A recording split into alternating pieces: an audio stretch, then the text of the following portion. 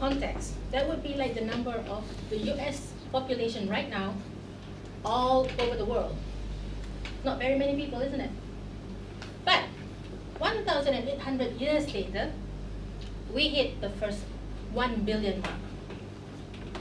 And since then, in the middle of the 20th century, we hit the 5 billion mark, and 3 years ago, we hit the 7 billion mark.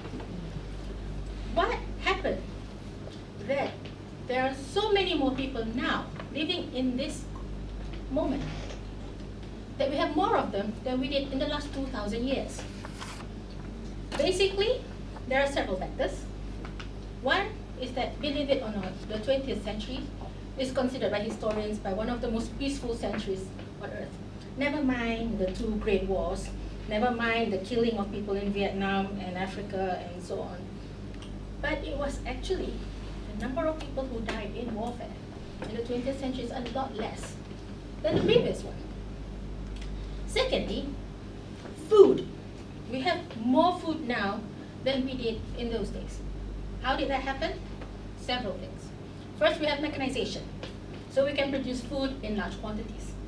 And for all the proponents of organic food, I'm sorry to tell you that the genetically modified organisms have helped produce more food now, albeit they're all about the same and not much in variation, that actually help fuel the population growth.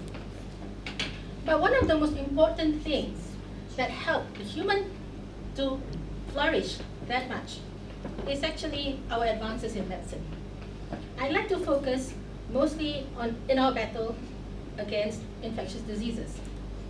There are many, many types of infectious diseases caused by things like viruses, fungi, and bacteria.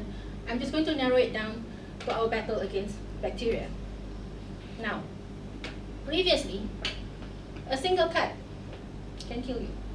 Let's say you are chopping onions and you accidentally cut yourself. In the olden days, before factories can produce lots and lots of soap, soap is only for the very rich. So you can't really clean yourself up. And what happens when you don't clean yourself up is that germs enter the wound, and if your body is not healthy enough, it can kill you. And it has killed hundreds and thousands and millions of people throughout the century. But beginning of the 20th century, we have a new arsenal called antibiotics. Antibiotics are actually sourced from bacteria themselves. Now, you might think that that sounds a bit insane, right? But the thing is this: bacteria in its normal environment are in constant battle with each other. Now, they are simple creatures. They are unicellular. They have no organs, no hands. How do they fight? How do they kill each other? Simple. Saddam Hussein did it. Pol Pot did it. A lot of people do it. Even the United States do it. And that is by chemical warfare. Antibiotics basically are just chemical compounds produced by the bacteria to kill other bacteria. Right? Things that the other bacteria are weak towards, things that they cannot resist, things that chop up their DNA, things that mutilate their protein, those are antibiotics.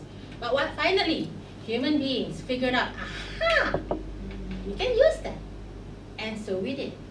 We extract it in large quantities, we do things to it, we do all kinds of experiments, we modify it, and now we have a plethora of antibiotics that kills pretty much a lot of things that would previously kill us. Imagine, in the 14th century, you have millions of people dying from the Black Death. The bubonic plague was caused by an organism called Yersinia pestis. It's a small germ, harmless in its host, in the rat, doesn't do anything in the rat, but once it got transferred to us, we die in a horrible, bleeding, smelly way. So, antibiotics, no more bubonic plague. Even though about several months ago, one of the city in China was actually closed down because they had an Yersinia pestis outbreak.